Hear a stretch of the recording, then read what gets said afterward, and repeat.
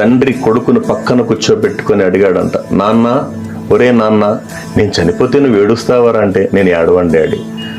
ఎందుకురా, నీకు జన్మనిచ్చినాను రా అన్నాడు. అయితే ఏంటి, నీకోసం ఎంతో త్యాగం చేశాను, చేసింటే నువ్వు మనిషి కాదు అనుకో, నువ్వు కసాయి అనుకో, నువ్వు బండరాయి అనుకో, నువ్వు విన్నాను అనుకో డాడీ. అప్పుడు చెప్పాడు సార్ అబ్బాయి, చూడు డాడీ, మీరు చనిపోయిన తర్వాత నేను ఏడుస్తానో లేదో మీకు ఎలా తెలుస్తుంది డాడీ?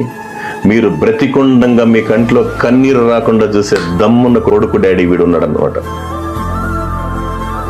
తండ్రి కొడుకును పక్కన కూర్చోబెట్టుకొని అడిగాడంట, నాన్న, ఒరే నాన్న, నేను చనిపోతే నువ్వు ఏడుస్తావరా అంటే, నేను ఏడవండి డాడీ.